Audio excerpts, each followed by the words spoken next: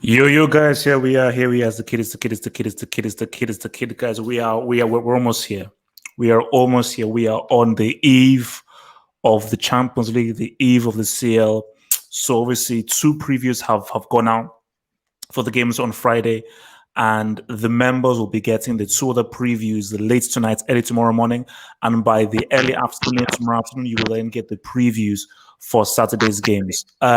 So I just thought, you know what, just as like a celebratory thing, because I could have just have left with the preview. I thought, you know what, let's do a special preview. So I sent out the word to fans and experts on specific teams that will be taking part in the seal, and said, you know what, let me see these dudes, see what it's about. Let's just have a conversation. So we have guys who are representing, at the very least, most of the teams and so forth who will be taking part in this, So I think the first place to start, I want to start with Real Madrid first, and then we'll then go over to the other ones. Because I want to start there, we have so people who've been watching the Hangouts for years. People who've been watching the Hangouts for years will know that this dude has been around for a very, very long time. And this dude goes back for many. So guys who are long-time football followers will know that this is from back in the flipping day. So I'm going to come first. Before I come to Rebel, I'm going to come first to Abdul. So Abdul, man, it's been a long time, bro. Yeah, man, it's been way too long. It feels good to be back. Abdul. Yeah, so look, man, how have you been? Welcome back. How has it's been spoiling Real Madrid? I told you, because it's been years, man, since you've been on one of these Hangouts. I think last time was probably before the Champions League final last year. Yeah, probably the last time it came, the last like 2-3 years. No, because it usually because back in the day it used to be just me, you, a couple of other guys. Yeah, it was like about 5 or 6 of us, man. Yeah, back then the struggle was real. Like, we used to tell people to come. Now it fills up within like 30 seconds. Okay, so let's get down to brass tacks. So how are you? So first of all, let's just deal with it. Let me give you a two-barrel question. So thoughts on, and I'm going to also give this to Rebeth, who's also a Madrid fan, but first to Abdul. Thoughts on Bale not being in the squad, and how are you feeling psychologically, mentally, emotionally against Man City for that game, and what you think Zidane might be preparing for that game against Man City? For Bale, I really just don't care. Like, who cares? Like, he's not going to play anyways. He's not going to play. It's just like, whatever. Like, I'd rather him not come, because the camera will probably be on him during the game a few times, and it will cause a few headlines. So I think it's the right thing for him to not come. Him asking to not come is like, it's a bit weird, because I mean, you're making 500 grand a week or something. So like, at least, have the decency to like show up. And if the manager leaves you home, tells you to stay home, then that's the manager's choice. But like, why are you asking to stay home? It's kind of weird. I'm hoping it's because he's leaving soon. Like, there's a transfer in the background or something, and they don't want him to, I don't know, get injured or anything like that. For the game tomorrow, anything can happen. Like, I'm not optimistic, and at the same time, I'm not pessimistic. I just think, like, obviously, you're playing the best attack in Europe without your best defender, right? And you're gonna have to play somewhat of an open game. And we know Ramos is a great defender of space, and you're gonna have to overcommit at times and stuff. So obviously, logically speaking, they're clear favorites. That's just a fact, right? But let's be honest, City are also like a very error-prone, mentally weak team, if we're being honest, especially in the Champions League. They're the kind of team where, first of all, their lineup always has a few guys that are just error-prone. They always have a mistake in them. Guys like Otamendi, even Fernandinho, Walker, Cancelo, Zinchenko, all these guys. Mendy's suspended, I think. So that's why I have hope. I think it's more about the mental aspect of the game than just tactics, because if we're talking tactics, they have the best attack in Europe, and we're playing without our captain, and we're behind in the tie. So logically speaking, we shouldn't be able to pull it off, even if we get a draw or whatever.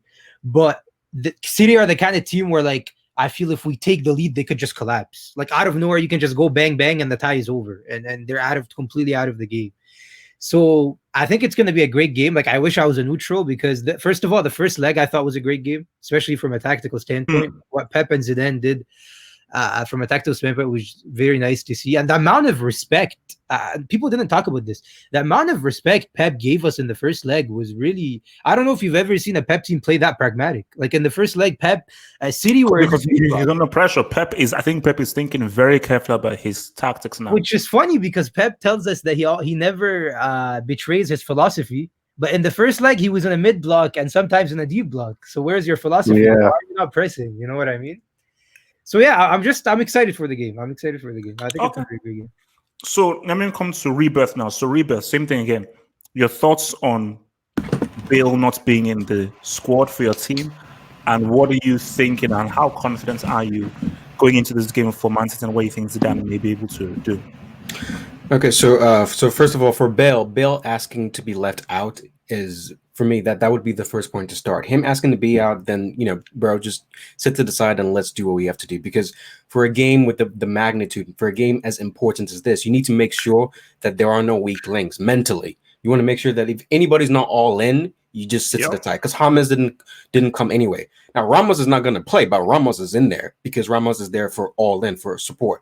And so Bale asking to be left out is enough. And whenever it comes to the Bale narrative versus like Bale and Zidane, there's always this thing where people think Zidane's being unfair to him. I see you wrote a column today. I haven't read it yet, but you wrote something about Zidane leaving Bale out. And for me, it always baffles me because I haven't read it yet, so I don't know what your argument was. But Cristiano left in 2018. Okay, like Bale was supposed to take up the mantle. The man has done nothing. So I don't know why he deserves like all this. Oh, like he's had ample chances. Zidane just didn't drop in and suddenly, mistreat Bale. No, Bale has had his chances, but he's not taking them. And so for me, the Bale thing is closed. When he's time to go, it's time for him to go.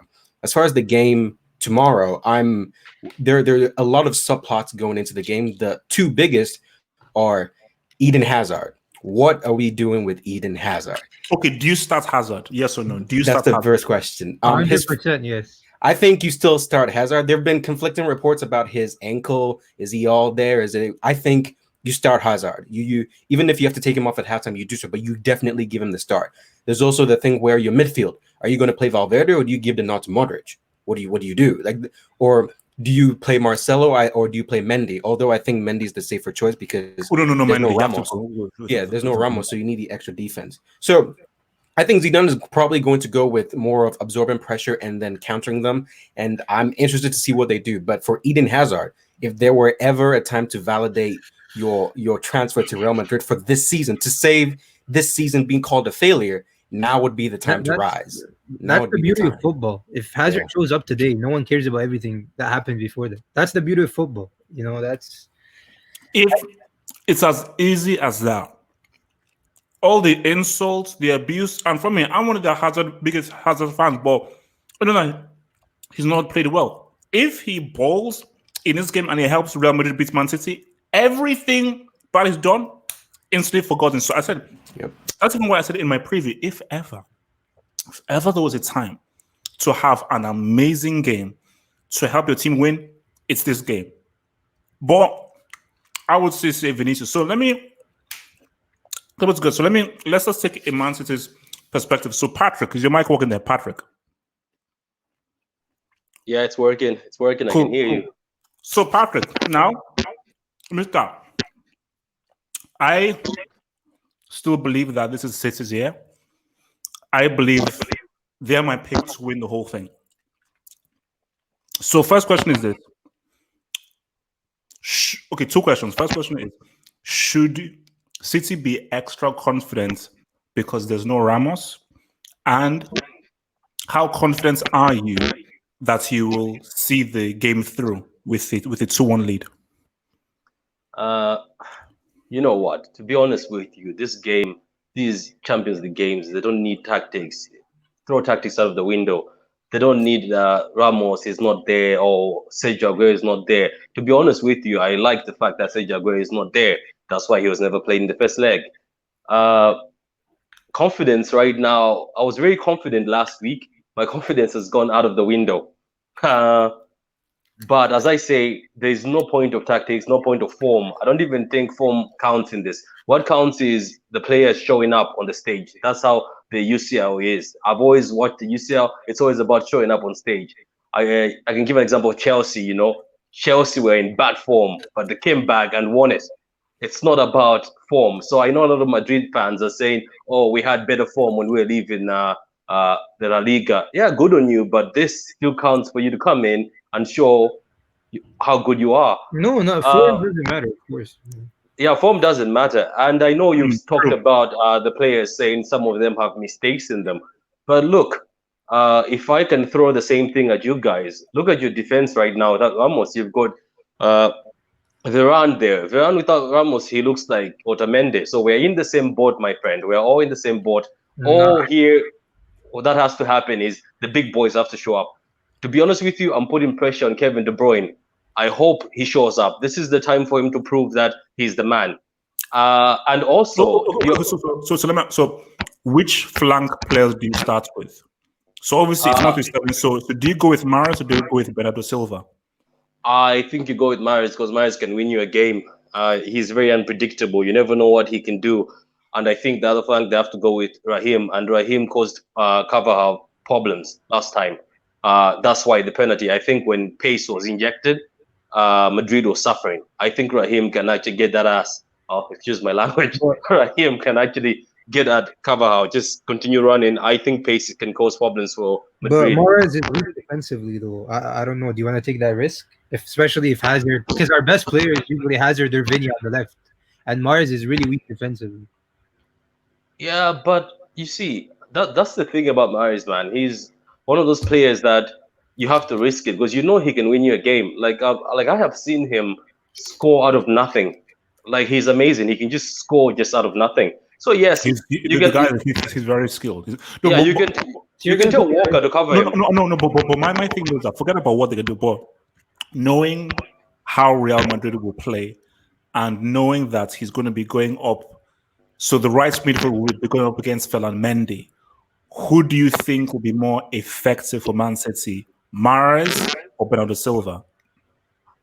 I would actually maybe play Bernardo Silva in midfield and tell him to help cover Mahrez because he's done that. He did that at Anfield. Remember how good he did it at Anfield?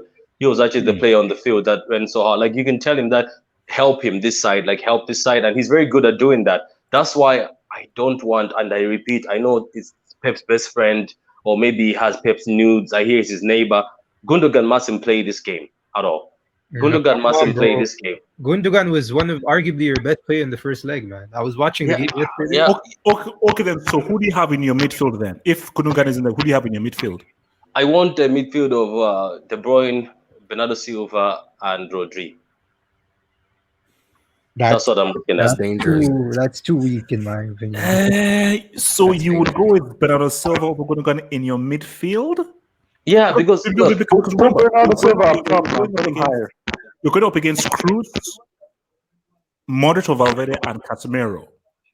That is because whoever you pick, Madrid will have the superior midfield, but at least give don't. it a chance. So if you're going with a Bernardo Silva in midfield against those three, You get destroyed. yeah, but Bernardo Silva is very good at pressing, so he doesn't let go of you. Like once they give him the Yeah, chance that's to true. press, he doesn't let go. But I do get where people are coming from. I know Gundogan can keep the ball, and that's one of the things we have to do in this game because we're 2-1 up.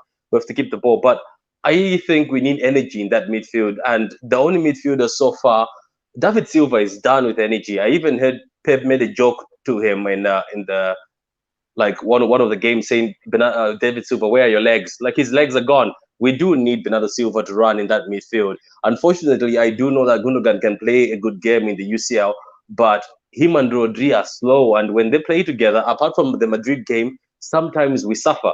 Like look at Norwich. They were just getting pressed off the field.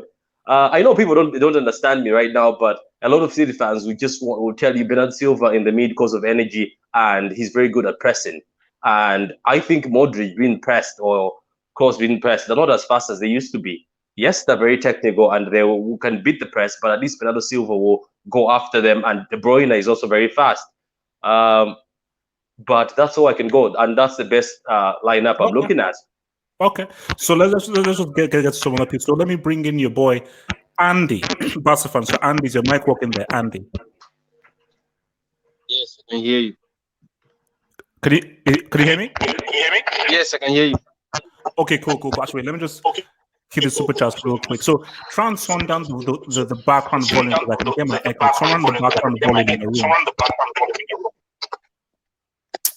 Okay, so from just who says, okay, Mute your mic. last time Pep faced Real Madrid at home, he lost 4-0.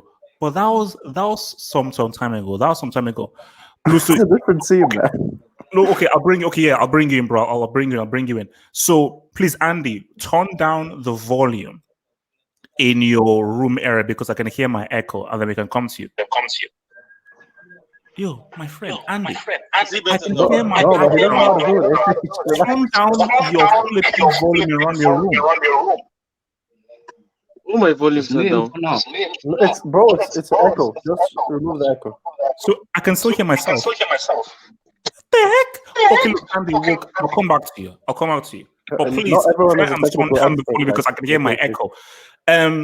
Let me come to your boy San Maya. So everyone is putting Bayern Munich as one of the favorites. Everyone is saying that Bayern Munich will be one of the favorites.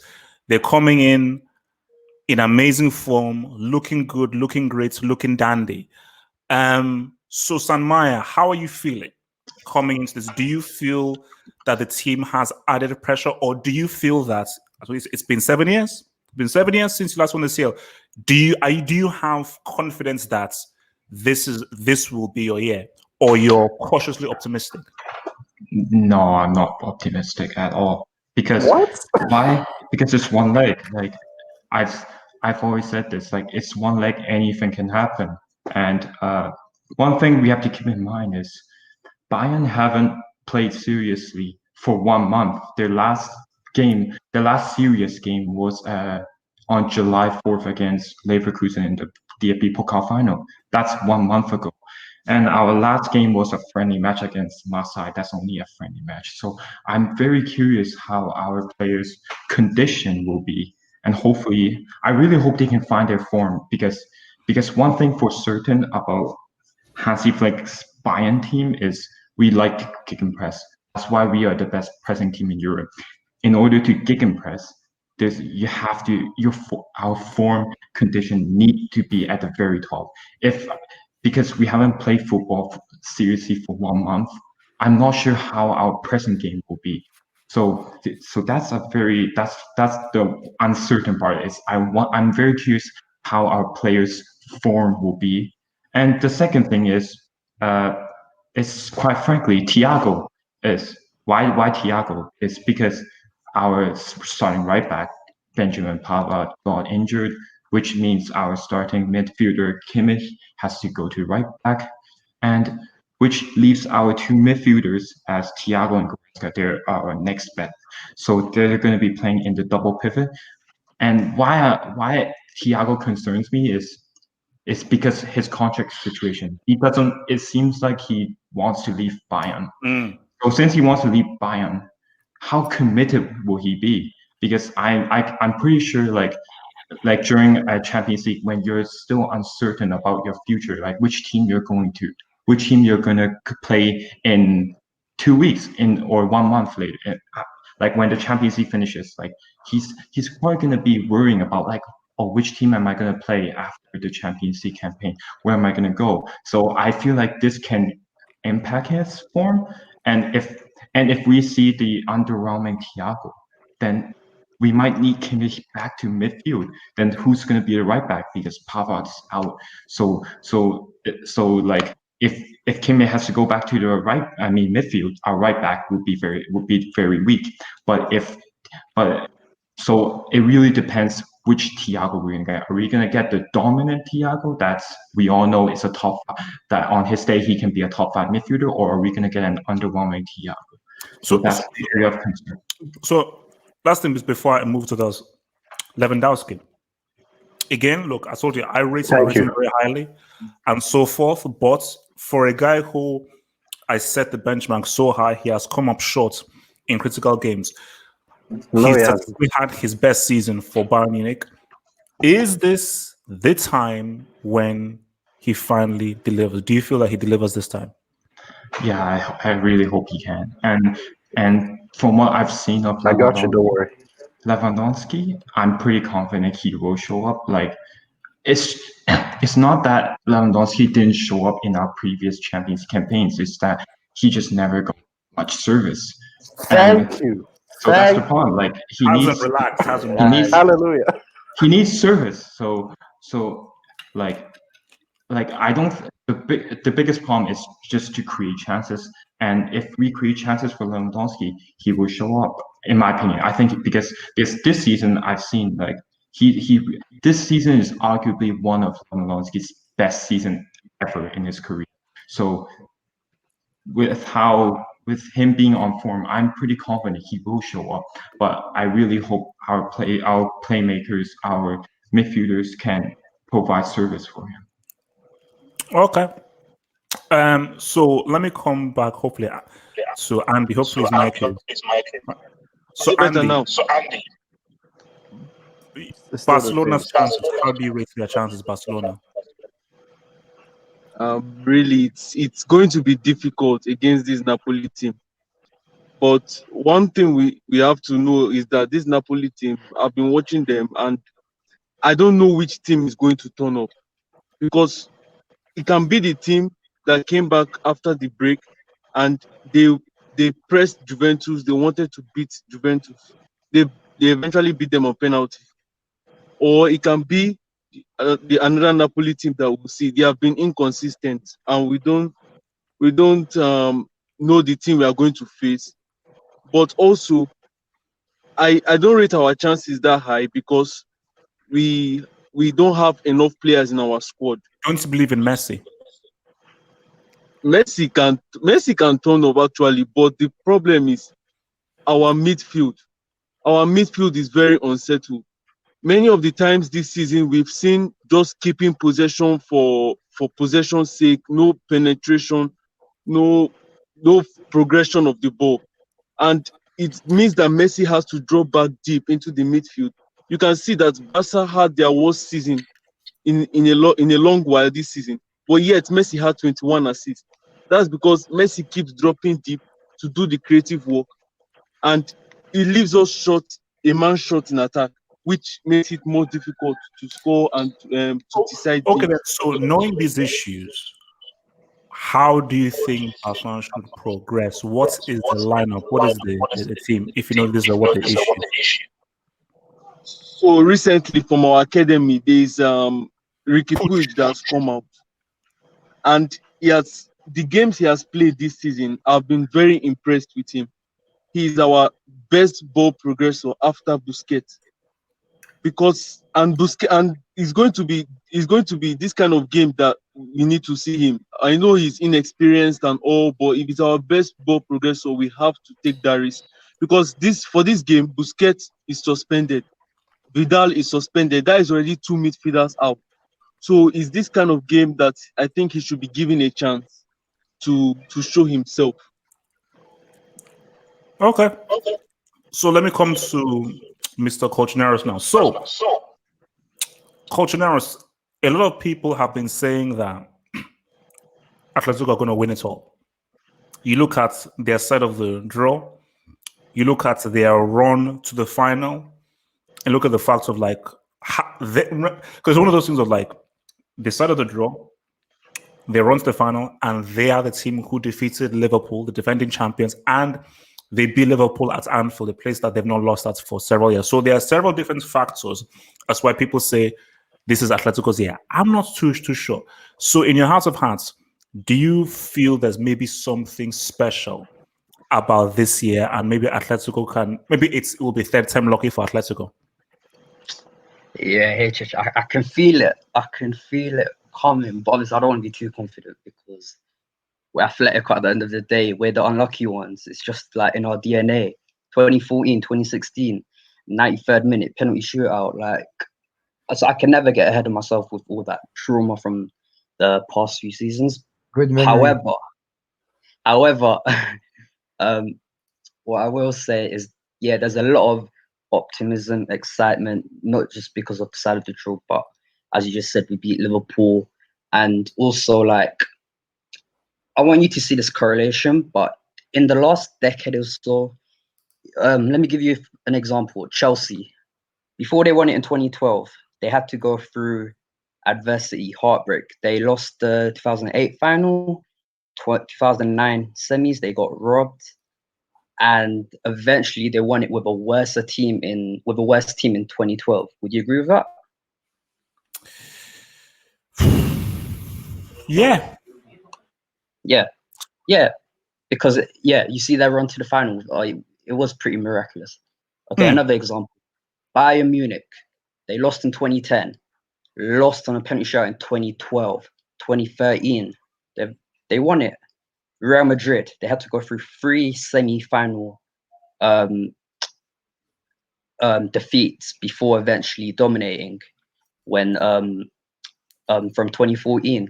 So like if you see the correlation, the teams who've won it in the past decade, they've had to go through adversity and heartbreak before they've eventually won it. And I can feel like a similar story to Chelsea in the sense that we've actually got a worse team than we did in 2014 and 2016.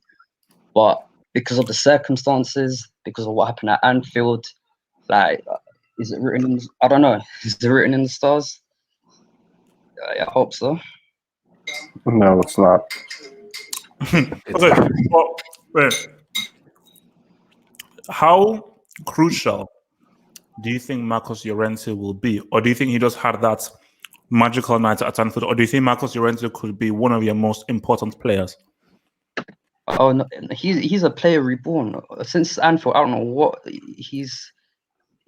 I think he's been reborn. I've seen a different player. He plays. Simeone uses him as like a number 10 now, and this guy, his dribbling, I don't know if you've watched our last few games, but his dribbling, like his burst of energy, like he's getting past 3-4 players in one dribble. I'm like, I don't know where this came from. Yeah. Okay. He'll be crucial. Okay. So Hazem, our residence Syria correspondent, man. So first of all, let's deal with Juventus. Eh? Hello? Is that a child? Sean, bro. Is that Sean Walsh? Who is that? Oh, sorry. That Okay, yeah. Okay, so yeah. Let me see. So, American adverts. yeah. So yeah, what the heck?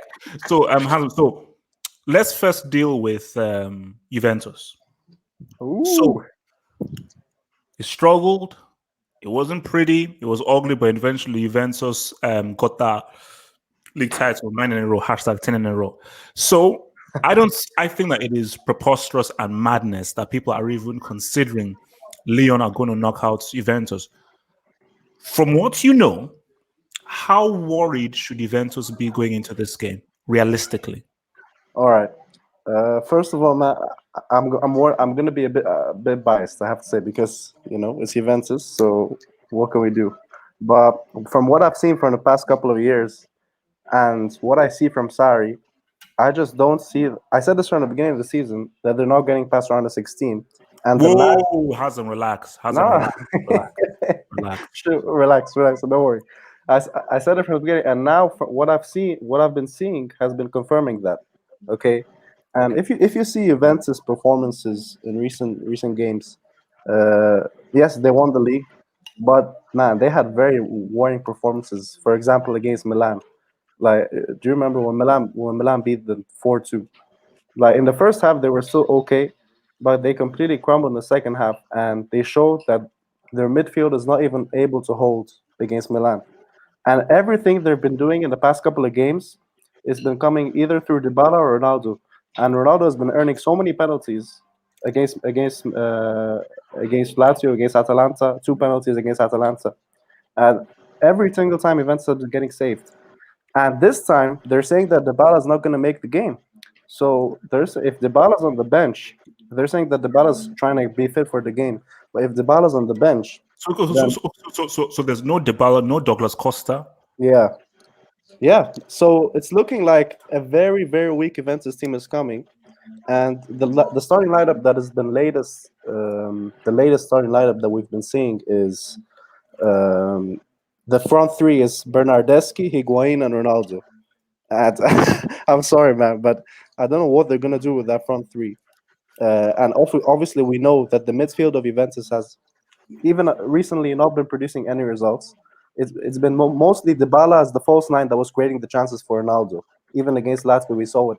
The winning goal, it was a counter attack that Dybala started and gave it to Ronaldo. But the midfield, maybe the only person I rate in the midfield right now is Bentancur. And Pjanic declined. Rabiot, I'm sorry, he doesn't produce anything It's other. not been good. Sometimes he It's has a harsh. random goal. No, Sometimes he has a but random goal. this is No, Leon. Do you honestly believe that even with a weakened squad, yeah. Leon can actually knock them out? HH, this is the thing. Leon is winning 1-0. All they have to do is sit back. All they have to do is they can literally sit back the whole game and play on the counter. Leon had a game against PSG recently. It was 0-0 the whole game. And PSG went to penalties and they won. But they showed that they're able to defend. And PSG were playing with the front three again, of Neymar, Icardi, and Di Maria. Wait, can I pose a question for Hazem? Yeah, go ahead, bro. Yeah, I mean, okay, so let's just say Leon do sit back. Doesn't that kind of play to Ronaldo's strengths if Juve can just whip crosses in? No, Atletico, but no, yeah, this is why it doesn't, because we have Sarri over here. Okay, we have Sarri over here. That this guy is not an adaptable manager. Allegri in the Atletico, when the first leg they were losing 2-0, he adapted in the second leg and he made Ronaldo the focus through crossing from Spinazzola and from Cancelo. Do you remember? And even Bernardeschi was drifting yeah, wide. they just spam crosses all game. Crazy. Sarri is not a crossing manager, and he's not able to adapt, which is why I told you Sarri is never going to succeed in the Champions League, because in the Champions League you have to adapt. And Sarri is not going to play into Ronaldo's advantage by crossing, he's going to continue playing the same, trying to build up from the midfield, and Dybala is not there to link it up. So Sarri's stubbornness, as I expected, and I think this is going to happen, is going to cost Juventus the game, because Juventus could do what Allegri did and actually you try to adapt and see that Leon's going to sit back and see that Ronaldo is the focus point. You can cross in at least. But they're not going to do that, in my opinion. And the Juventus, even though if they can keep a clean sheet, I'm struggling to find the creativity, because Higuain is just going to be the target man. Where is the person that's linking the midfield to the attack? Bernardeschi is just going to be trying to get the counters, trying to get the ball from midfield. Ronaldo is going to be isolated, and Leon could take advantage of that. So now, look, my highest expectation is 1-1, because I can also expect a mistake from De Ligt and Bonucci at the back, considering the atrocious defense that's been going on in the past couple of games. Okay. Atalanta now. Can they? Really? Yes. Oh my god. Can they? Really? Because I know, look, we all like to beat up on PSG. We all like to insult, embarrass them. But realistically speaking, can Atalanta actually do it? Are asking me? Yeah. Oh, to be honest, HH, as much as I would love Atalanta to go through, I have to be realistic. Atalanta has been like of great form since the beginning of since the return from the coronavirus break. But Atalanta, I just don't think they're going to be able to beat PSG's experience and level of the game. And if you look at Atalanta's games, they've been leaking goals as well. And since the beginning of the season, Atalanta's defense has been leaky, and it's obvious because of Gasperini. He plays an extremely high line with three at the back and a high line. It's obvious they're going to leak goals, so they always had to outscore their opponents. Now Atalanta they have an advantage because PSG are missing Mbappe, right? Mbappe and Verratti. Well, Verratti's out, but Mbappe is back in training. But they don't show that he will make it. Okay, but the thing is, PSG still have a very dangerous attack, even if Mbappe isn't there. Mbappe is not playing. Di Maria, he's out. He's not playing. Kylian Mbappe is not playing. Okay. Oh, he's not playing. Okay. Yeah, he's ruled out of the Atlanta match. He's not playing at all. Yeah, but Abdullahi, bro. They have Icardi, they have Neymar, they have Di Maria at the front three. So those front three, I think, is going to cause major problems for a high line Atalanta back line. Neymar is in the Champions League and he wants to show up. This is his chance to show up and lead his team. I'm not saying PSG is going to win the Champions League, but they're going to get past the Atalanta back line. Although Atalanta against Juventus, for example, they played a very good game and Juventus needed 2 penalties just to score. But I think PSG is way better, way more creative than Juventus. So I think PSG. It's one leg, right? Just to confirm. Yeah. So basically, this is the quarter. Okay. One match. Yeah, one match. leg. The problem is Atalanta. If they had Ilicic, maybe they would still have a chance. But the problem was Ilicic. Ilicic is. Look, I don't know what happened to him. Some people are saying it's just look. Yeah, whatever. Yeah. Ilicic might be missing the game. He's definitely missing the game. So Atalanta have to put. I think it's gonna be Duvan Zapata, Papu Gomez as the 2 strikers, and either Marinovsky or Pasalic behind them. And Marinovsky has been on form. He scored that great goal against Juventus, so they might put him there. And then they can still have a chance of scoring a couple of goals, even 1 or 2 goals, because that's still a very dangerous front three. Every single one of them. Papu Gomez has been in great form. He's able to create goals by himself, chances by himself. And PSG's defense, I don't think they'll be able to keep a clean sheet against them. But I still think Neymar's impact and possibly Di Maria and Icardi, I think it will outclass Atalanta's performance. And also, Atalanta have they have a tendency of playing extremely high intensity, so they could get tired towards the end of the game. Where PSG experience comes, PSG have the quality to counter it. Yeah, so PSG's experience could come in clutch, but also PSG. The problem is their fitness because they didn't play since League One, right? And also the cup. They only had the cup, so it'll be tough for them. But I still think PSG is going through, to be honest. Okay, so actually, let me just take a few super chats and then I'll get to you guys. So from Joe Beston, who says, who has the most pressure to win the CL, KDB or Lewandowski? Personally, for me, I will say Lewandowski. Yeah. You know, based on just how many times he's been there and his Bayern Munich and so forth. From Alec, thank you, super chats. Who remembers when Leon knocked out Real Madrid in Cristiano's first season in Madrid? History will repeat itself. Adios, Cristiano. Relax. That was a long time ago. Different teams, a much different and a much younger and more inexperienced Cristiano. From Guffetto, Mbappe will be on the bench. Verratti has a chance also. From what I heard, Verratti is out. From what I heard, he's out. But I do believe Mbappe will at least make the bench. He will at least make the bench because I mean, if Mbappe Thomas said it's not going to risk him. He said it's not going to risk him. Kylian Mbappe said no. Okay, look, we'll see. Yeah, just last thing. Wait. Hazan, what's up with Ilicic? Do you know? Yeah, no. Look, guys, look. Let's not go into any details. It's very private stuff with his girlfriend and wife. Let's just look. Basically, do your Googles. Okay, this is TMC. This is not TMC. Okay, so just do your Googles. Yeah, that's it. Very important player. So I mean.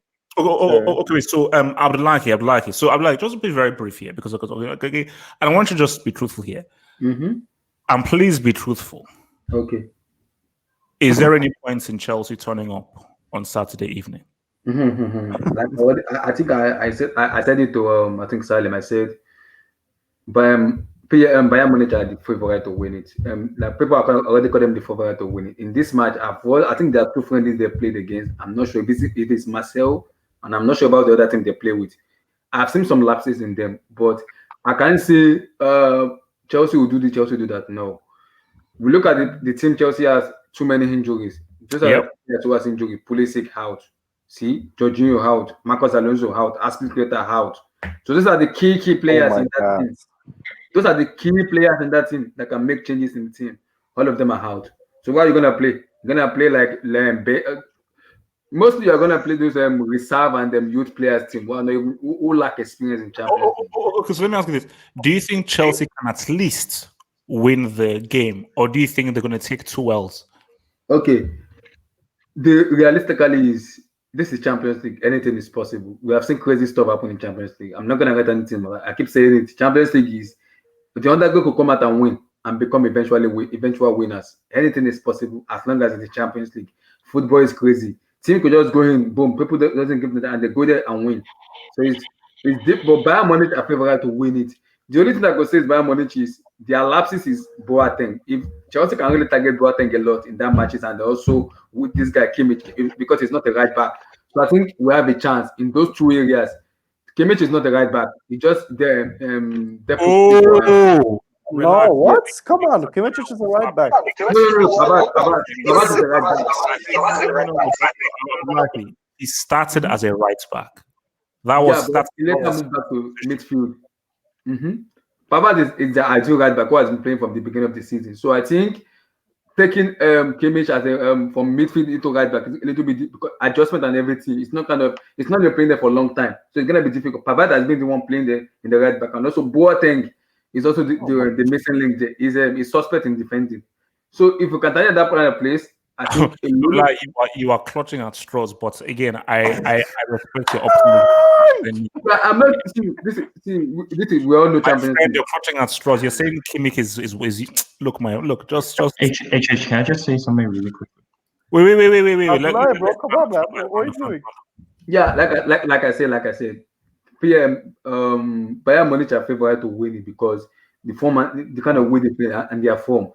But we need to remember something. We can't forget this. This is Champions League. The team will least expected to win eventually come out winners. So I will not be surprised even if we win 2-1 or maybe 3-2 or 2-2. I'm not gonna be surprised because we will concede. It's a Chelsea. We've conceded too many goals this year. I'm not gonna be surprised if we concede. Okay. Wait, Abdullah, didn't you say Chelsea's going through? Wait. I'm not gonna be surprised. Don't one. It may be 2-2. It's possible. Anything is possible in football. So wait, easy for our condition. So Gufeto says Tuchel yesterday said Mbappe will be assessed Saturday and they're aiming for the bench. Verratti will be assessed over the next 72 hours. Okay. So there is still hope for my guy Verratti make it. I told you Marco Verratti, top 2 midfielders in the world. If you push me top 1. Sean. Yo. Barca. So obviously, Mr. Andy gave me his thoughts. I want to give you my thoughts as well. Things are difficult, things are tough, a lot of stuff happening behind the scenes. So let me just give you a slightly different question that I gave to Andy then.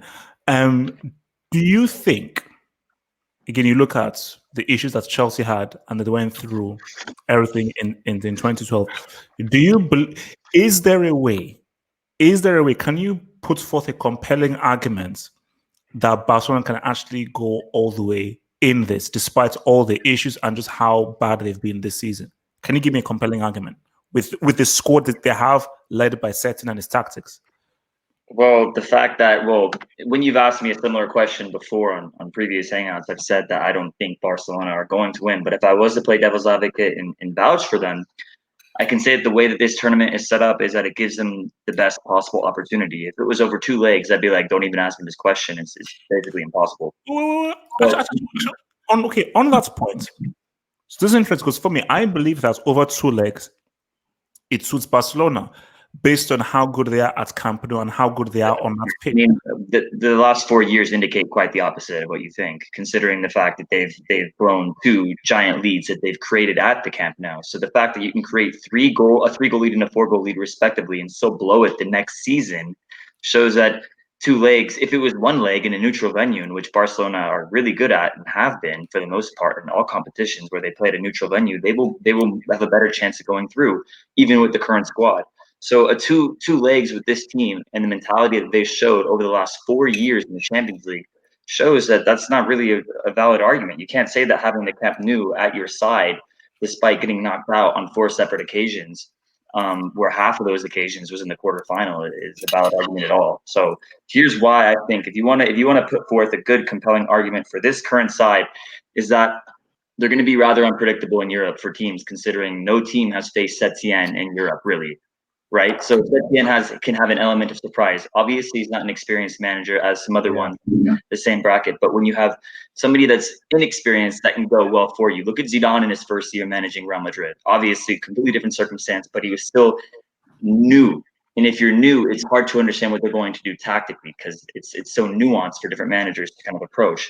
That being said, Setien was experimenting with a 3-5-2 in training.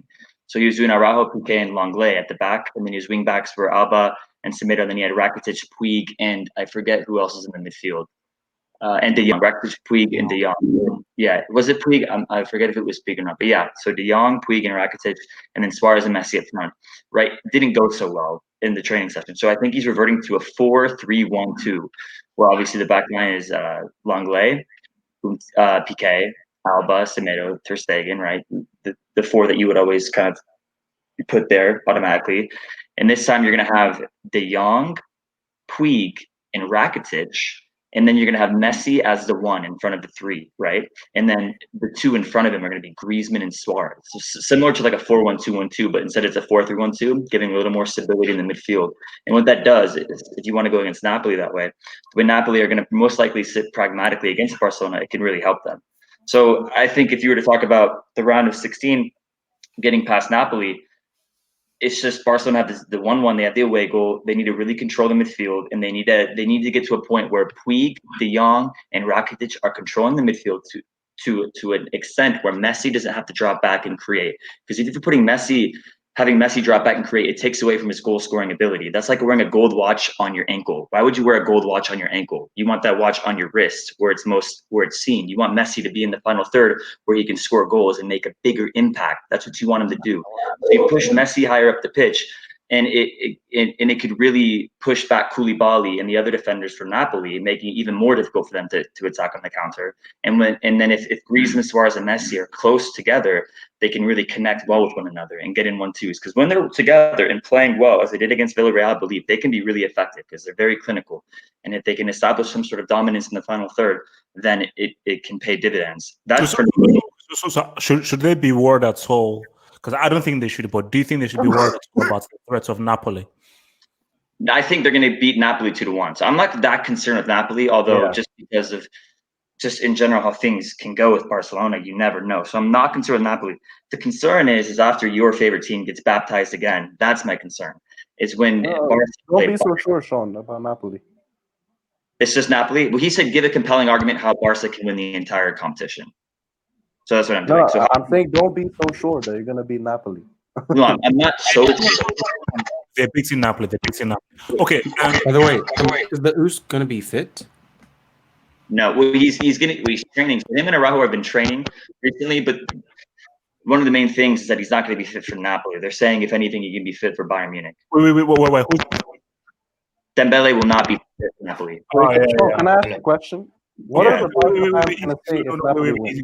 So I want to come back to Abdul and Rebirth. And first to Abdul. So here's my thing now. I believe that Man City have a lot more pressure than Real Madrid. Real Madrid, well, with Zidane, with the Portuguese team, 4 out of 5, 3 in a row, and so forth. City, they never won the Champions League. And with the amount of money that Pep has spent, there is a lot of pressure upon. Wait, what the heck is that cracking sound, man? Is someone baking an egg? So my thing here is so first to Abdul, do you believe that how much do Real Madrid actually won this Champions League? So remember, these guys have already won La Liga already. They've already won the Champions League already. And my thing is that City wants this far more than Real Madrid. So do you believe that maybe Real Madrid actually wants this a lot more than want this as much as Man City? Or do you think Man City wants it as much because, hey, Madrid, you've already won La Liga already, you've already won the Champions League. So what is the desire of Real Madrid wanting to beat Man City and actually win this competition? Abdul? I think it's very simple. Tomorrow's game is probably every City's player, like every City player, you can probably say it's the biggest game of their careers, probably, like except maybe for a few. On the other hand, for Madrid, yes, we've won lots of Champions Leagues, but I think the break that we got didn't help City because in the middle of a season when you're fighting for La Liga and the Champions League and you're Real Madrid and you've won Champions League so much and you feel that La Liga is slipping away, then you can ask yourself that question, the priority is La Liga, right? But when you get to play La Liga and you win it and you get time to reflect and then you recharge for the Champions League, I think the motivation levels are there. Obviously, City have more motivation, makes complete sense. But is that really a good thing though? Because we've seen City, the pressure get to them in the Champions League a lot. On the other hand, our players are just, they've been there 5 million times. They're going to show up. They're going to play their game. And I believe we have the right mixture of proven players and players that are hungry to win it for the first time in the lineup. For example, if Hazard plays, I mean, Hazard came to Madrid to win the Champions League. That's why Hazard came to Madrid. I mean, Hazard has always talked about how he grew up idolizing the Champions League and Real Madrid and the story of Real Madrid in the Champions League. Guys like Ferland Mendy, again, he's hungry for that.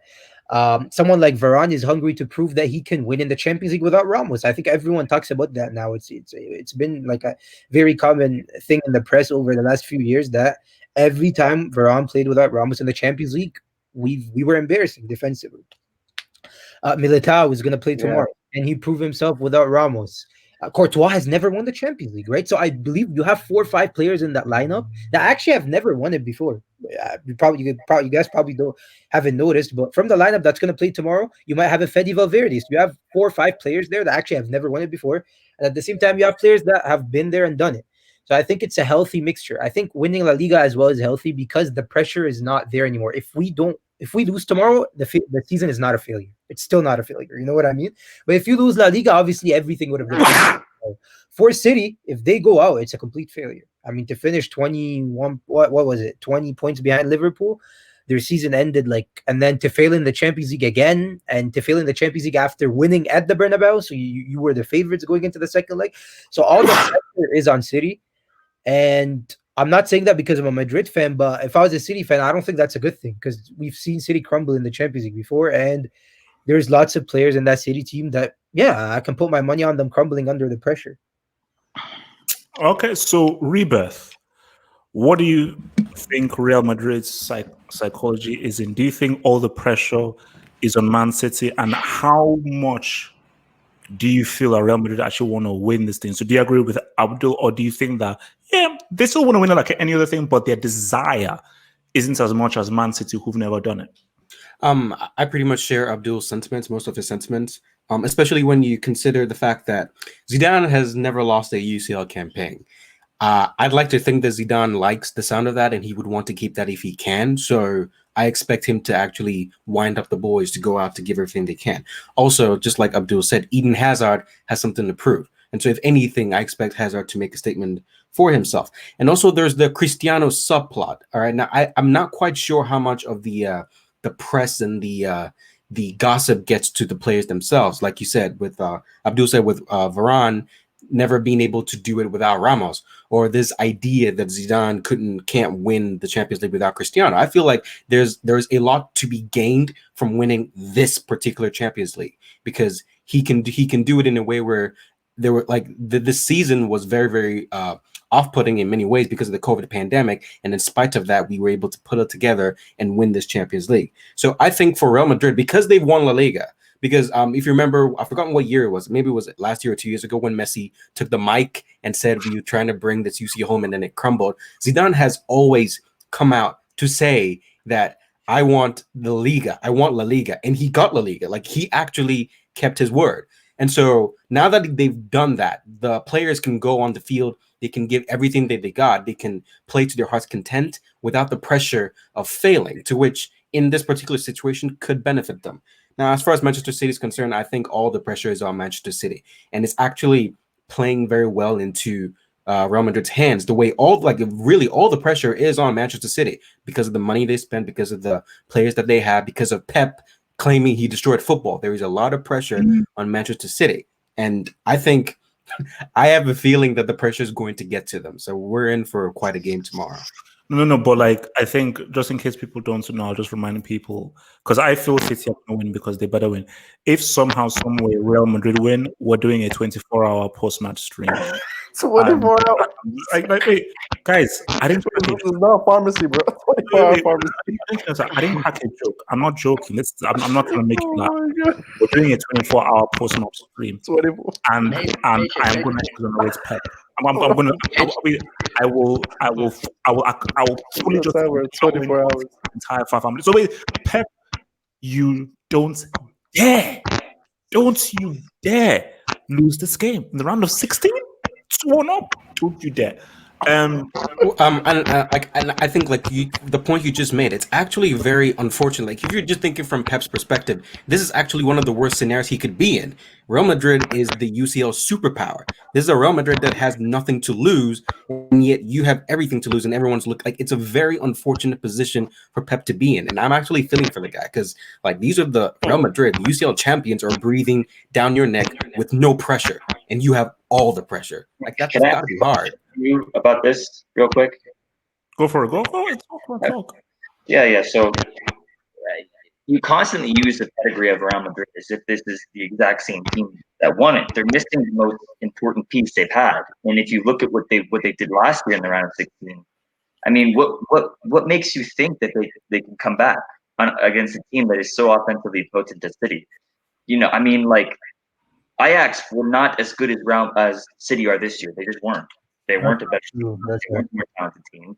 They didn't have as many skilled players. And the fact that City are just so much better offensive than Ajax were, I mean, what makes you think Real Madrid Ajax completely outplayed every single team they played in the Champions League last year, including Tottenham.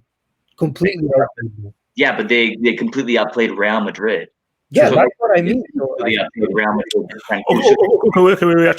Wait. Let me just hit this thing from Nathan because I want to now get a quick thing from everyone here. So trying to keep it brief so everyone can have a chance to talk. So try and keep it brief. So Nasa, why does everyone sound like HH clones? No, they don't. Everybody has their own thoughts and views. I have no clones. I am one and one.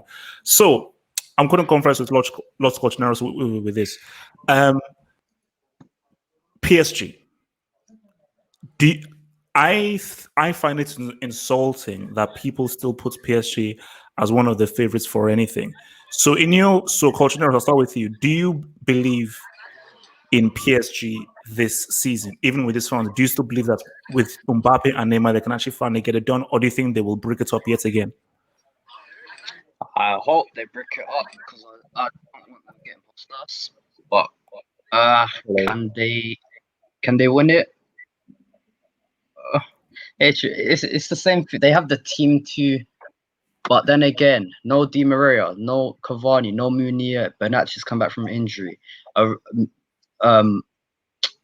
They just have too many. It's like at this very moment where it looked like it was going to be their year. Things are just slowly falling apart again, and it's making me have less and less faith in them. So, no, not for me. Okay. So just personal, City lost to Ole, Lamps, Arteta. Easy double for Zizou. It doesn't matter. Champions League is a whole different competition, a whole different format. CL is where we ride. Mr. Andy, PSG. Do you think these guys can ride? I don't see them going through. Like the first person said, Atalanta, they are the best attacking team in Europe with 98 goals, and 99. I think 99. And I think to put it into perspective, Juve, although they've had a poor season, they needed 2 penalties to score against this Atalanta side. So I think I see them outscoring PSG. Like you said, PSG is without Di Maria. Atalanta are going to knock out PSG. Really? I see like a 3-2, maybe 3-2 scoreline. They got PSG don't have a good defense. Let's be honest. PSG's defense is not. No Ilicic, man. Still, I think Atalanta go through. PSG, they don't have a good defense. To put it into perspective for you, their season ended halfway and they conceded 11 more goals than Real Madrid did this season in a less quality league. So I think Atalanta beats them.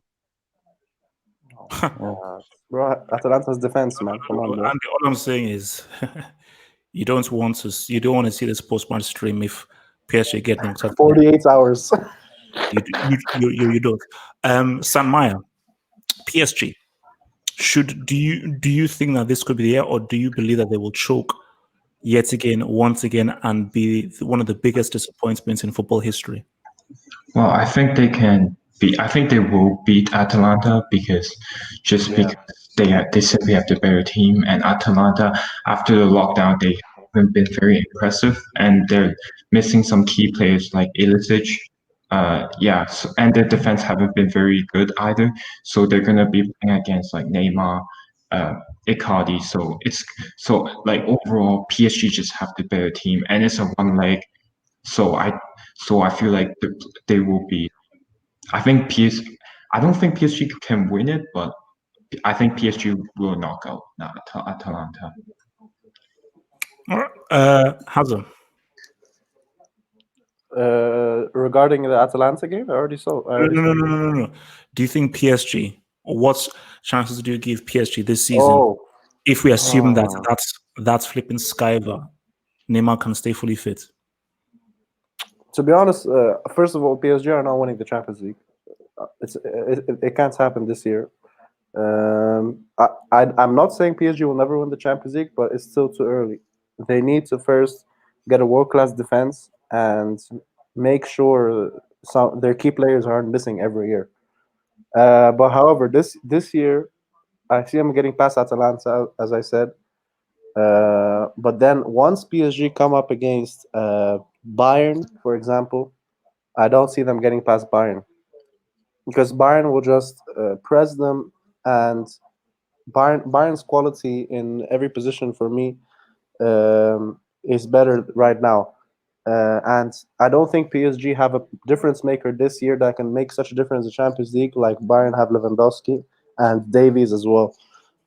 Davies is an unbelievable fullback. So I think PSG haven't shown me enough.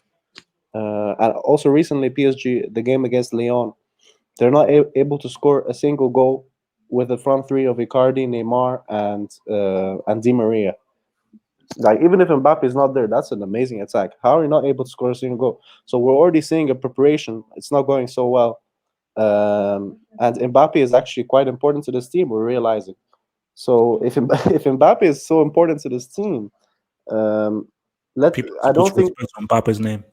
Yeah, we need to put some respect on Mbappe's name, and we need to see if Neymar is able to do it without Mbappe as well.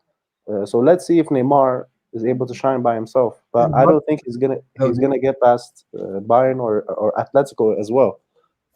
I think PSG will get past Atalanta, and Neymar can do that. But I don't think he can do it all alone. And Icardi, he's been in good form, but I don't think he can carry PSG in such a late stage of the Champions League. He's not experienced enough. Yeah, he's not proven. We didn't see Icardi. This is his first season, and there have been many games in the Serie A as well where Icardi disappears in crucial moments. If Icardi has scored many goals, but he's disappeared in crucial moments against Juventus. So many times Inter against Juventus, Icardi has disappeared. He only scored against, he scored against some good teams, but he disappeared in major moments. So what is he going to do in the Champions League? Di Maria as well. Di Maria can put up a good performance, but I think Mbappe is the spark the PSG needs to go all the way. But I think you guys are taking Di Maria's injury. Di Maria will not play. Di Maria is injured? Yeah. Don't tell me. Oh my God. Yeah, Di Maria is injured. Thank you very much. Di Maria is not playing again. No, but they're gonna get past Atalanta still. But that's it. All right. So what's the goal? So again, briefly, Abdullahi, PSG man. How are you seeing them this year, Abdullahi? Yeah, for me, I think, like I said already, I don't know why people are putting them as favorite. I'm not putting PSG as favorite. I keep saying it. PSG, Man City are not my favorite at all. At all. Yeah. At all. And both of them are no, I'm not putting. I'm not gonna put my hat out and put it on Man City. No. I'm sorry. No. Man City fans not being good, but no. Man City out. PSG out. Those two things are both last. Wait, Abdullahi, why aren't you giving PSG any chance? Why not? No, I'm not giving PSG any chance. No. I'm not giving any. Even based on Kylian Mbappe and them Neymar, No. Even Mbappe is not even fully fit in this match. And you're gonna tell me Neymar is gonna carry those teams. Neymar is not. He has been good this year. Hey, all right. They tell me that he's top 3 in the world. They tell me Neymar is, if you're top 3 in the world, you should be able to carry this team without Mbappe. Yeah, okay. Neymar is top 3 in the world, but we all know the Champions League. He hasn't shown up in the Champions League. He has only showed up this year, which he has not been injured this year. The last 2 years he has been playing for PSG, he's been injured and he has been out of the team. So this is the year Neymar has to prove everybody's wrong that yes, I am the man. He has to show. If Neymar doesn't show up and they get knocked out of the Champions League, you know where you're gonna induct Neymar? Class B. Class B. No. I'm lying. No. They will I'm easy. Okay, easy. So, Sean, talk to me. PSG. Yeah, on the previous hangout, I said PSG. I think they were going to beat Atalanta quite comfortably, 3-1. I still think that they're going to go through if Mbappe's on the bench, and if they need him as a last resort, maybe you can give him a cameo performance in like the 60th, 70th minute. Maybe give him something like that. Even if they're winning, you like by 1 goal, you might just say, hey, you know what? If you want Mbappe to maybe get into some game shape, conditioning wise, maybe you play him for 10 minutes in the 80th minute and on to prepare him for more than likely Atletico. But yeah, I think PSG are going to have. Listen, I think Atalanta have played really well this season. They should be proud of how they performed, considering their budget and the players that they have. But this is a team that they're going up against just a far more talented team. And it's just as simple as that. And I think PSG, even without Mbappe, have the right tools to beat a team who concedes a lot of goals. You can say a lot about Atalanta going forward and how brilliant they are attacking.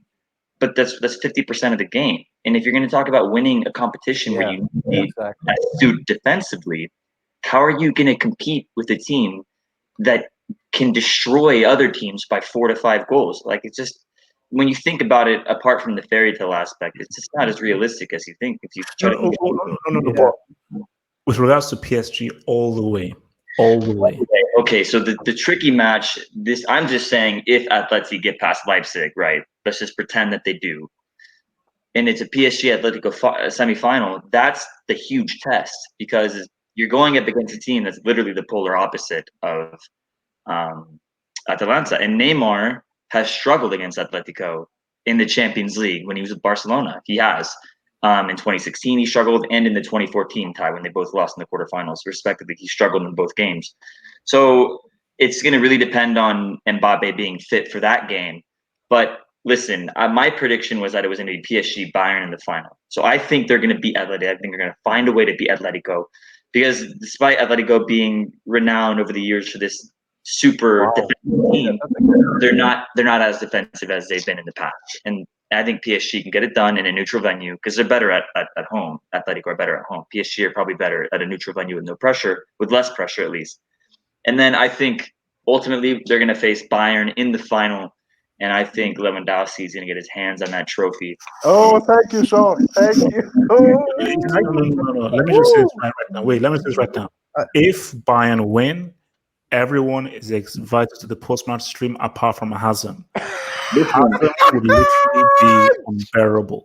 I remember Hazem You can't hide from BHH. You can't hide. All streams for at least 6 months if Bayern win that Champions League. How unbearable he will be. Can I just say one thing about it? Can I go for it? Easy. Wait, just wait. So from True City fan who says, thanks for the opportunity, bro. Had to put my daughter to bed. Shout out to your daughter. Man City will win 2-1. Well, we'll see about that. Abdul, talk to PSG. Chances for PSG going all the way. Abdul. Oh, yeah, I do think they will do enough to beat Atalanta. But I just want to say, everyone is assuming, and I'm going to say this, and I think that out of everyone here, the Atleti fan would probably agree with me the most and understand where I'm coming from. Listen, Atleti beating Leipzig is not something that you can just take for granted. Atleti strive as underdogs. They're not going to be the underdog in that game. If you look at Simeone's history in the Champions League, arguably his toughest ever ties were against Leverkusen and Leicester. Like Atleti's, like when they were the favorites against teams like Leicester and Leverkusen, that's when they actually struggled the most. when they're underdogs against a Barca, Yeah. Bayern, that's where they're in their comfort zone. So even without Werner, I know Werner won't play, and obviously he's their best player, but I really won't be shocked if Leipzig beat Atleti. I'm just putting it out there. I won't be shocked. Rebirth. Yes, in relation to PSG and Atlanta and PSG going all the way, I think that we've stressed a lot about Atlanta's shaky defense, and I think in many ways we need to give that same credit to PSG as well, because PSG are by no means any better than Atlanta. I mean, they're not as worse, but like PSG's defense is also shaky because they stress going forward. And we talk about Neymar, Icardi, and all these other players who are very focused on going forward. It'll leave them leaky. And this is a one-off game. All Atlanta need to do is just have a huge, huge game, and they can upset PSG. So I don't like I want Atlanta to win, but they're probably not going to win. But Atlanta do have a chance. Like Atlanta have a chance. Yeah. In respect to PSG going all the way, I think that their first running would be with Atletico, but I do want to go off of the point that Abdul just made about Leipzig. Leipzig is not going to be that easy because at the end of the day, Simeone likes being the underdog and he likes having to be against a more attacking team that he has to defend. You know, if you switch it and you put it in a situation where he has to attack, it gets a little dicey. PSG are not winning.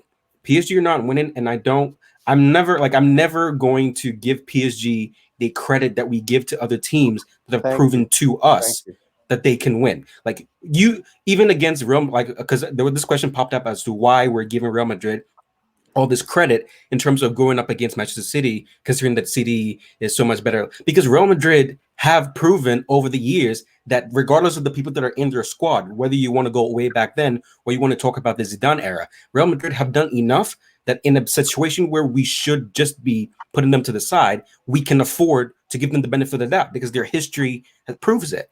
And so in the case with PSG, they've done nothing to warrant this faith that we have in them. So until you actually produce, you're not going to get the faith from me. So I don't think PSG are going to win it.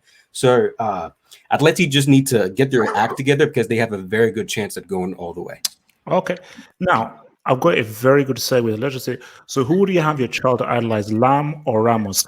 Ideally, I would say Bart Simpson, but Ramos is a good shot because you have to learn to be mean in life. Because life is mean, you have to learn to be even meaner in life. So Ramos may be the right person to idolize. Now, this is a good segue.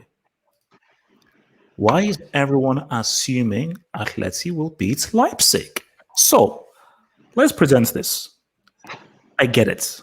No Timo Werner. But Atleti are great underdogs, and they have shown how good they are when you back against them and when the world is against them. But if there is a situation in which they are the favorites and they're going up against underdogs, now what? Nagelsmann is still a very good manager. Sabitzer is still a very good player, and that's still a very good team. Poulsen, a very good player as well. Upamecano, very good defender. They still have a very good team, but they have the most exciting young manager in the world, in Nagelsmann. So let me come to culture narrows then. Do you think that it is wrong that people are that I think is the biggest assumption. The biggest assumption is Atleti already in the semi and they're waiting for either PSG or Atalanta. So do you think that it is wrong for people to assume that Atletico, two-time Champions League finalists, will defeat a Leipzig who are debutants and without their best player in Timo Werner? Personally, yeah, it is wrong because we don't know how this Leipzig team are without Werner. But what I will say is, when you've been through a whole season and your main target, the guy who's been getting 40% of your goals, when he's not there anymore, it's not that easy to just adapt in like a real game situation, and like it's hard to fill in the holes. So yeah, given how we beat Liverpool, I do expect people to put us favourites. But as you said, we do tend to struggle when we're the favorites. But no, it's right. Of course, people are going to put us the favorites, but yeah, I'm definitely not underrating Leipzig because I just don't know how good they are. I was very surprised the way they beat Tottenham in both legs. And you can also add in Simeone. He if there's one manager who does not underestimate teams, it's him. And this is why in La Liga, we've only beaten Barcelona. No, we've never beaten Barcelona under Simeone in La Liga. And the reason why is because he puts way too much respect on Barcelona and Real Madrid as well, sometimes as well. And sometimes it's his downfall. But in Champions League games, especially, he doesn't underestimate any team, and that's his big strength. Like I've been watching the recent interviews, and he's like he says Leipzig it's a 50-50 game. Yeah. So if there's one manager who's not underestimating Leipzig, it's Simeone. Okay. Before I come to San Maya, so Coach Lawson's saying praying for the evil empire to lose. Hashtag Madrid sucks. Evil empire. Jesus, that's a bit extreme. Perez is like Chancellor Palpatine going City. It's not a world war, bro. Relax. It's Okay, not okay. World So War that's a bit World extreme. War III. Okay. So San Maya. Obviously, I mean, I think you obviously have a nice insight into Leipzig. What chances do you give a Leipzig without Timo Werner? Are they serious underdogs, or do you think they have a good chance of springing a surprise and beating Atletico?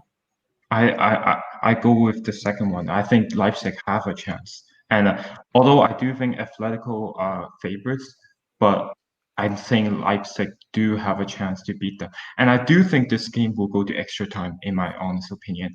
And here's the thing: yes, they don't have Timo Werner, but Leipzig, they play with five at the back, and then they usually play with five at the back, two midfielders in a double pivot, then a striker, then a left wing and a right winger.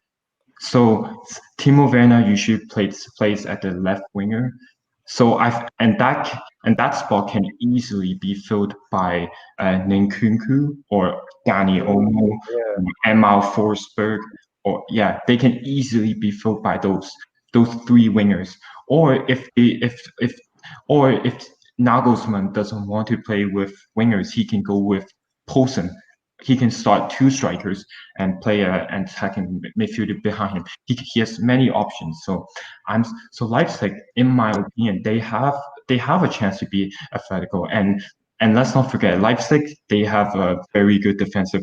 They have two very good center backs in Upamecano and Konate. And they also have good fullbacks in Halstenberg and Galino. I think Angelino will be there, and Klosterman. And they have a very good defensive midfielder in Konrad Leimer. So this team can, I think they can, even though they don't have Timo Werner, but they can make up for it. And they have a very good depth. But at the end of the day, I still think Atletico, being the more experienced team, and since they defeated Liverpool, I think it gives them the extra edge to defeat Leipzig. But I do think it will go to an extra time. Oh, okay. ESI says 13 UCL titles is no joke. The fact that Real Madrid isn't favorites to win the UCL is extremely dangerous, and Zidane isn't a normal manager. Special. This is true. But again, I think that Real Madrid's focus, their focus was mainly on La Liga. And I think CL is just an extra bonus, man. Let's come to Rebirth then. Leipzig, do you give them a good chance against Atletico? I give them a puncher's chance against Atletico. I think it's fair that we all assume that Atletico is the favorites, because I think it's fair. We can give them that. Atletico are the favorites, but Leipzig aren't going to roll over. And the fact that it's a one-off game is very, very it gives a very good opportunity to the underdogs, because all you have to do is just prepare yourself mentally to play the game of your lives for 90 minutes, give it all, and you might just make an upset. And so, depending on the way Simeone sets his team out, and depending on the way, I'm not going to reiterate what the other person just said about the Leipzig players and trying to fill in the gap left by Timo Werner. Depending on how it goes, they do have a puncher's chance in going over Atleti. Although I do think that I completely understand all of us giving the benefit of the doubt to Atletico. They did defeat the defending champions. That means something. What's it called? Mr. Abdullahi, man. Yeah, for me, I think Atletico. People doesn't kind of. I understand that Spalagis have been underdog, but we need to remember something. Atletico has been in the Champions League for many years now, and they have the vast experience ahead of RSB Leipzig. I think it's just the first season of Leipzig coming into the Champions League. So, yes, we've seen some upsets in Champions League, but I think Atletico has the edge. Like I said already, my two favorite to win it is Atletico and Juventus. Other teams are just break for me at the moment. Just two teams are for me my favorite to win it, Atletico and Juventus. People doesn't rate Juventus. People does not rate Juventus. But when you have Ronaldo on your team, it's a guaranteed winner for you. When you have him in your team, it's massive. That's an assured win for you because he knows how to win. He may not play well, but he knows how to come in a very difficult situation. Ronaldo will show up. How good of a player he is, he will show. So for me, I think for me it's gonna be I think it's gonna be an easy win for Atletico. Easy win for me. Atletico. Easy win for Atletico. They don't need to stress themselves too much. It's gonna be an easy win for Atletico for me. Okay. Sean, Leipzig, talk to me. Well, Leipzig they finished third in the Bundesliga, which is pretty impressive, I guess, considering the amount they've had to spend over the years. And I think Forsberg is our manager's name, right? I think he also signed a new contract. So Nagelsmann. Oh, sorry. Oh, Forsberg. No, as a player. Sorry. So the point is, I do think that they have a better chance than what people are giving them credit for. I was saying, well, hypothetically, I think just for PSG's case, I think Atletico are going to go through. But if you just look at this game, in itself, the way Leipzig dispatched Tottenham, I think they have more than a puncher's chance of beating Atletico, because it's Tottenham, man. I know, but it's just the way they played. It was complete domination. So I mean, listen, Atletico are favorites, of course, and I don't have as much knowledge on Leipzig as say other people that watch them. I just know what they've done in the Champions League and that they've done fairly well in the Bundesliga. I'm not like a huge fan of theirs or watch all of their games. So I can't give you crazy good insight onto what they're doing, but just based on what they've shown in the UCLs, they're really good going forward. They move the ball around well, and I think that they can pose Atletico problems if Atletico aren't on their game. And since it's over 90 minutes, it gives them a higher chance than it would be if it was over 2 legs. So, but listen, I'm still going to go with Atletico to advance. So, Okay. We have another entrance. Mr. Coletto, is your mic working? Yeah, man, I'm here. And I take it that you're a PSG fan. Yeah, no, I'm a football fan first and foremost, but PSG is the team I support. So football fan always watch all leagues. Football is not a team. Look, my good friend Mr. Gufetto. Now, I want you, because I'm happy there's a PSG fan. I'm happy.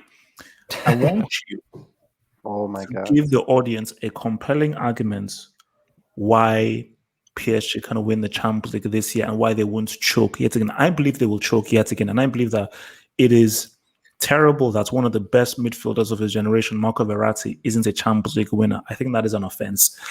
So give all of us, the doubters, a compelling reason why you feel PSG can win the Champions League this season. No, I think, listen, I think we all know that out of any year, this year is anyone's chance, right? It's their one-off matches, like you said. So over 90 minutes, what do you need? You need game breakers. You need playmakers. By the way, great avatar, by the way, Gufetto. Great avatar. No, for sure. He's my favorite player. So, or my favorite player on PSG. So, just to be clear, I've been a PSG fan before Mbappe and Neymar got there. So, but no, man, listen, I think one thing I want to come on here and say is not really to say, hey, like PSG are necessarily the favorites or anything like that, but there definitely is like a lot of misconceptions on the stream and like misinformation. For example, I heard one individual say, oh, PSG has a terrible defense. Atalanta are going to outscore them. I mean, if you watch the Champions League, PSG played in a better group than Atalanta did. They gave up less goals. I think Atalanta gave up 16 or 17 goals between the group stage and the Valencia game. PSG gave up 3 or 4 goals playing against Real Madrid, playing against Dortmund, playing against other individuals. So PSG defense definitely turns up when they play in the Champions League. They're not as leaky as people make them out to be. Yes, they're not an elite defensive team, but they have capable defenders. If Atalanta is going to play a high line or press heavily, how do you beat the press? You beat the press with pace. You beat the press with, line breaking passes, people like Verratti, Paredes, individuals like that. And listen, Atalanta haven't played a team like PSG in Serie A. It's a very technical league. It's a very breakdown, compact league. They played Juventus, and someone says, oh, look, it took Juventus till penalties. Juventus's offense is terrible. It's awful. If you literally watch Serie A, Sarri's system is so uncreative. It's so bad. Ronaldo looks lost. He doesn't even want to play there. It looks like sometimes he's uninterested. And that also speaks to what we always say on the stream is like how bad, not even bad Serie A is, but uncompetitive. Yes, it's competitive between like 3 and 4, but Juventus. No. This year was very competitive. No. But what I mean is this. I think it was a misconception. What I mean is Juventus had a terrible year and they still walked the league essentially. Like they dropped their last 3 or 4 games, not even playing, and they still won the league by, yes, it's a point, but that's not realistically how the league showed. If they took the last 4 or 5 games seriously, they would have walked the league by like 10 points. If we're being sure, right? After the break, they weren't as good. Exactly. And so what I meant by that is at the top, there's Juventus, and then there's 3 through 5. That's what I meant. Or 2 through 5. That's what I meant. So listening to teams that Atalanta plays that are like PSG. And I think if I remember correctly, the one team they played like PSG in the group stage, Man City, beat them 5-1. You can't play that high press and that all attacking and pushing your backline forward when you're playing against world-class players. It can't happen. So, I think that there is a little bit of disrespect. Yes, there are injuries. I get that. Listen, and I'm a PSG fan, no excuses. When the Champions League comes around, you spent a lot of money, you have world-class players. You're not ever going to hear me say, oh, but we're missing so-and-so. That's not the kind of fan I am. You still have Neymar. You still have Marquinhos. You still have Paredes. You still have, other individuals who on paper are better than some of the players Atalanta have. So Tuchel's going to have to find a way to get creative, whether it's a 4-3-3, whether it's a 4-3-2-1 with Neymar playing in the 10, whether he sticks with the 4-4-2, put Sarabia on the right, whatever it may be. They should still win this tie. Now, as for winning the whole competition, listen, they have as good of a shot as anybody else. Someone said, oh, Bayern's just going to press them. If Mbappe is fully healthy by the final, let them press. Okay, like just give Mbappe the one-on-one chance with whoever's in the back. Gufetto, based on previous experiences and what they've done previously, why should we believe in PSG now more so than in previous years when they've let us down so many times? No, I never said that. I never said that you should believe in PSG more than you have in the past. I'm just saying I think PSG have equally as much of a chance as anybody else. That's exactly what I said. Now, what? How? How does PSG not have equally? I didn't say more. I said, how does PSG not have equally as much of a chance as anybody else on a one-off 90-minute match? Because neither of these teams have choked, keyword choked, to the degree that PSG have. Bayern Munich, they lost to the eventual winners, they won to the veteran champions. Okay, Gufetto, see, I'm glad you're here. Why should we how should we say PSG have an equal chance as Bayern, Juventus, Real Madrid when this team bottled a 4-0 first leg lead and they lost to a bunch of Manchester United street urchins? Please tell me. No, listen, the Barcelona one, obviously as a PSG fan, right? That hurt. That one, I think the Manchester United one was definitely worse because that was on them. I'm not going to look at, obviously, I still don't think the Kimpembe thing was a handball, but at the end of the day, you shouldn't have put yourself in a position to be in that state in the first place, right? Whether, whatever we're going to say about Buffon or whatever it is, but you're bringing up Juventus. What has Juventus showed you? Have they won anything to show you that they have more of a chance, especially with the way they've played this year? HH, man, why you bring Juventus, bro? Yeah, but like HH brings up Juventus. You're telling me teams, what has Juventus showed you to say, you know what, if I put money down, I'm going to give XM. They're down 1-0 to Lyon. And to be honest, Juventus should be scared. They should be a little bit nervous. Look, my guy Cristiano is going to go ahead and listen, if I'm a betting man, listen, if I'm a betting man, yes, I'm rolling with Juventus, right? You put down smart money, but we've all seen it. Juventus look shaky. And listen, the other day people are like, "Oh, bet against my guy Cristiano. Never bet against my guy Cristiano." Then we talk about the other day playing against OL. Like that was a decent game, and OL played a good defensive match. PSG had chances, and they snuffed them out. You know what I mean? So like Juventus should be worried. OL has nothing to lose. They have Memphis Depay back. They're going to make things tricky for Juventus. Okay. Let me listen to his super chat. So from your boy, is that if PSG and City fail to even go to a semis this season, then what is the point of them being in the CL? Tottenham went to a final, for God's sake. Tottenham fluked it, and that Tottenham thing was a complete miracle. And for me, it was complete and utter luck. Do you mind if I rebuttal the point he made? There's still points of them being in it, making the semis. But all I'm saying is that the pressure is on. The pressure is on them to perform. So let me just really take this, and then I want to just. So from your boy Nats, so many Americans. I'm surprised. They have something against Americans. It's Sean and Gufeto. Can I just say? Let me just say this one time. Miami. You see, I hate that sentiment. Me too. So all because people have an American accent, they don't understand football or something. Wait, who said that? No, he didn't say that. No. I'm just saying. Sometimes there is a sentiment that people are, which I think is stupid, because this is an international game. English people don't own football. You don't own football. I have a TV in the house. So the beauty of this hangers and everything, you see people of different accents, different voices. So Americans, that's fine. Okay, it's a flipping global game. You don't know. No one owns this game. I think it's only Rebirth, Sean, and I know one person who's actually said that in your live chat was Sammy a bunch of times. So he's like the one anti-American dude in the chat. But apart from that, I don't think many people. No. See, anybody who thinks that is brainless. Anybody who thinks that, this American, they don't know you're brainless, because it's like as long as they don't call it soccer, I'm fine. It's a global game. Okay, now final cue, because I need to go and edit these other previews. I need to edit these other previews. So final question, and we're going to keep on asking this question. All I want is one answer. I don't want a maybe, this, that. All I want is one team, one answer.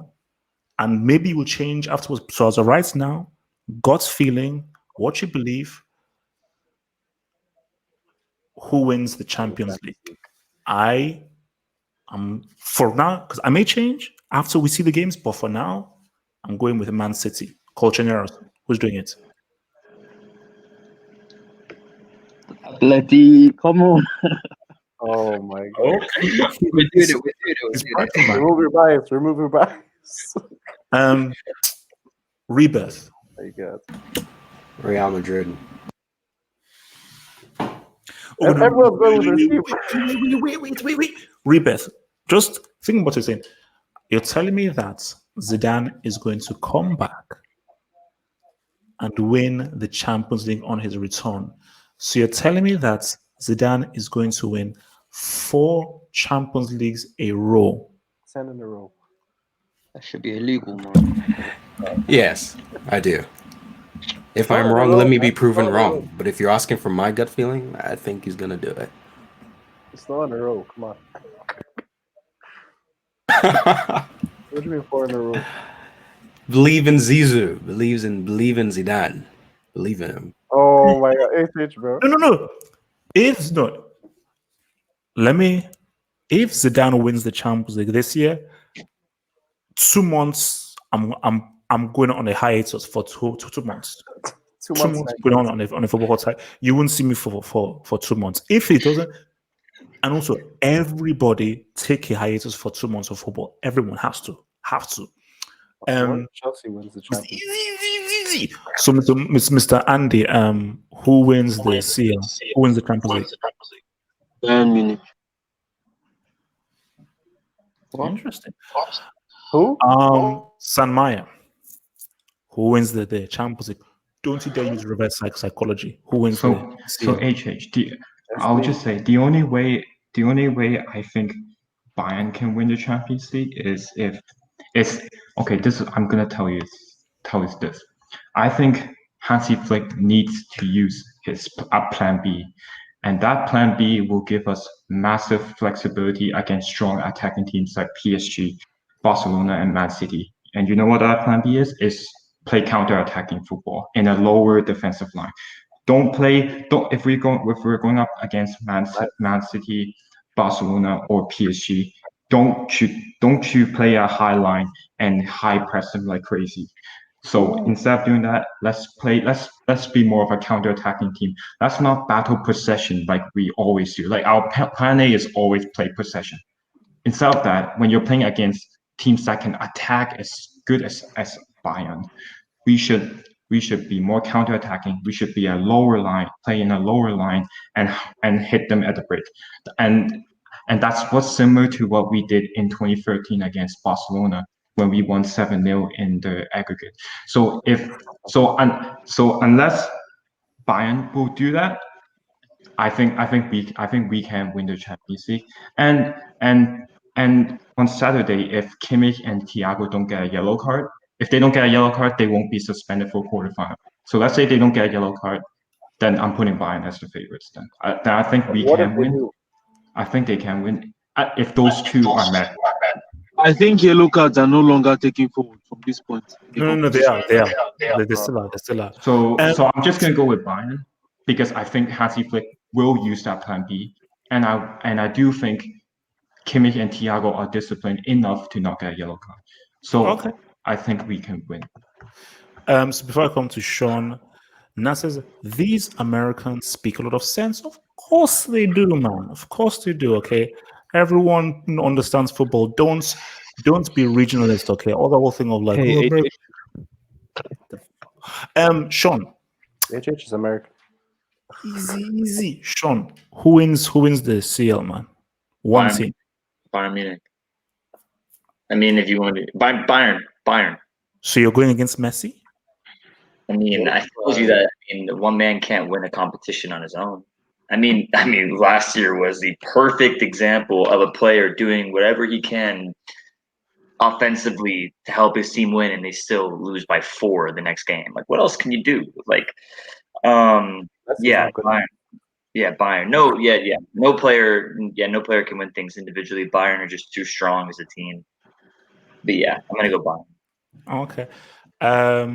From Lartin Lozario, bro, us Americans put food on WH's table. Relax.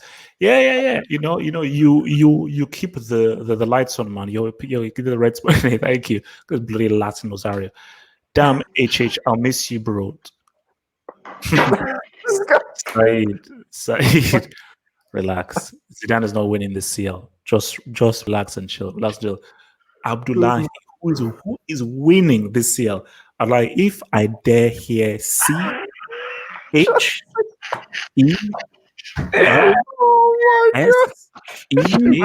I will travel to Nigeria. I will kidnap you, and I will pummel you. Please, bro. Don't you dare open your mouth and say anything to do with CHL or anything like that rubbish. So who's going to win this CL? I already said it already. I have 2 favorites, and I'll keep saying it. No. Like, everybody has picked one team. Okay. Pick one team and stick with just one team. Okay. You're gonna be surprised the team I'm gonna pick, but it is my favorite to win the Champions League. It's gonna prove everybody is Juventus. Cristiano Ronaldo is gonna be. Wow. Yes. I'm putting them all out. for Cristiano. Don't ride Ronaldo. Drugs are He can only influence a game when he has service. Juventus don't give him service enough. Yes. Cristiano, Juventus, 35-year-old. Oh my God, bro. What do you mean Juventus, bro? What do you mean? yeah. First he said Chelsea, now he's saying Juventus. You know what, guys? Abdullahi is just scared out of his mind that Pep is going to more than likely win it. And it's just it's scaring this dude. So he has to use Ronaldo. You guys love it. Juventus, bro. What is it? Bro, literally, Sean just said Messi can't carry. So Ronaldo has to carry now the whole team. Ronaldo, Right, like yeah, Ronaldo has like Ronaldo's gonna carry Juve and Messi can't Barcelona. Oh my What's God. Ronaldo going to do? Turn into Zidane and die at the same time? Is that what he's if Ronaldo wins the Champions League, it's officially the goal. I don't want to hear any excuse. Yes, it's officially the goal. Alright, Wins please it, just say just come back. It's a time. Please change your prediction. I don't say Chelsea. HH, is that the same green screen you used for your last video? The Bayern one? Same one? Did I change your prediction? He's only had one. I've been saying this from the beginning of the Champions League. I'm giving it to Juventus. Cristiano Bro, Ronaldo you is said gonna Chelsea win. at the beginning. Don't lie, bro. Yeah, that's what. Don't say it. You may not believe. Nah, but bro, look. Hasn't talk. Who's winning the Champions League? Who's winning the Now Champions it's League? gonna win. You may not believe, but he's gonna do it. Huh? What? Yeah, bro. Hasn't Champions League? Who's winning the whole thing? I'm sticking to Bayern. I said it since the beginning, since the first hangouts. Everyone was laughing at me. I said Bayern. No, I'm sticking to Bayern, bro. They had the best team since the start, and now they're performing the best. So I'm going with Bayern, bro. And Lewandowski's gonna get his hands, bro, on that trophy, on that silver trophy. Can't wait for that hangout, bro. Hasn't, as I said again, I'm confident. if Bayern win the Champions League, you're banned. You're not allowed in any of these streams, Bro, guys. oh my God. It's easy, guys. All I'm saying, guys, this has been a long time. Let me just say, just a round off. I have a question. Guys, can I just round this off? This got taken away from us in March, and we didn't know when it would come back. And guys, it's been a tough few months. It's been a tough few months, and it's been a long time coming. We've had to wait. What's it called? April, May, June. Guys, we have suffered. As football fans, we have suffered, but guys, we are almost here. I'm extremely excited. This is, people who've been following me since 2010, this is my passion. This is one of the greatest sporting competitions in the world. And all I'm saying is, man, is that I just hope and I pray we get classics, that we get truly classic games, because I feel based on the COVID, how we've been in self-isolation and everything, us as football fans, we deserve to be given some memorable matches. Win, loss, we deserve to give memorable matches. And I'm just hoping we get some exciting, amazing, funny, hilarious, and just energetic post-match streams, man. So, aren't you tired of picking Bayern? He's not, because Lewandowski is there. So, since the beginning, I'm saying Bayern. So guys, shout out, bro. Peace out. Stay true. Stay real. We are ready to go #OgReal. Keep it real, baby. Become a Patreon member. Get access to my blog. Get access to exclusive videos, and also get access to the podcast, to the Saturday and the Sunday hangouts. Head over to patreon.com/halfup to gain all these goodies while also supporting your boy HH.